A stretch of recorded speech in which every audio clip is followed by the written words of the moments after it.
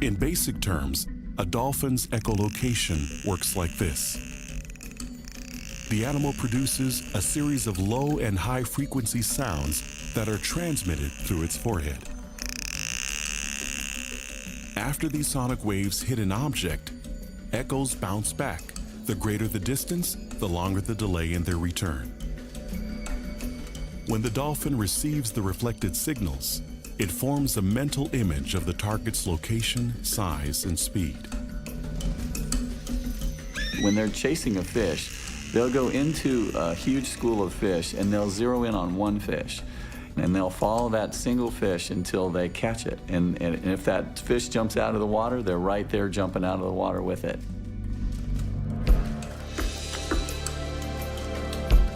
Echolocation requires several component parts, each designed for a specific function.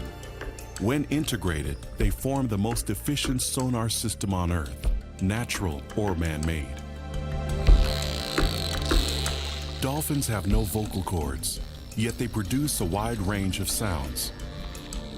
The process is pneumatically driven, controlled by the flow of air.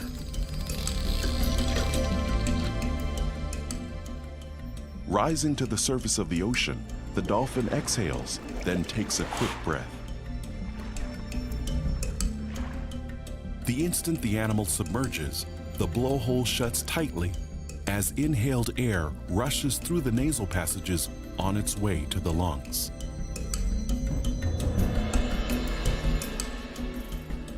The engine that drives sound production is the larynx, a piston-like organ covered by muscles.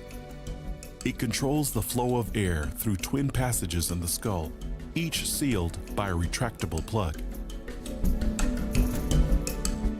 When the larynx is pushed upward, the nasal plugs automatically open and air moves freely toward two sets of flaps called the phonic lips.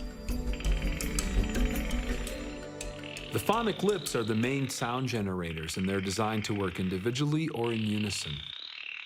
When the pressurized air hits the lips from below, they vibrate rapidly and produce bursts of the high and low frequency clicks at rates up to 2,000 clicks per second. It's an action that's been compared to the vibrating lips of a trumpet player blowing through the mouthpiece of his instrument. Once air passes through the phonic lips, it is stored in pairs of inflatable sacs.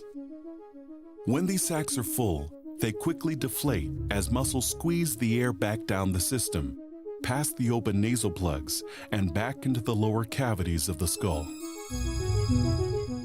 Responding to the change in pressure, the larynx retracts, creating space for the recycled air. When the skull cavity refills, the larynx elevates to increase the air pressure. This triggers the nasal plugs to open, and a new cycle of clicks begins. By recycling the inhaled air, the dolphin can delay having to surface for another breath. That way it can continue to echolocate for more than 10 minutes. This entire system operates with critical balances and regulation. Every component has to work perfectly within fractions of a second.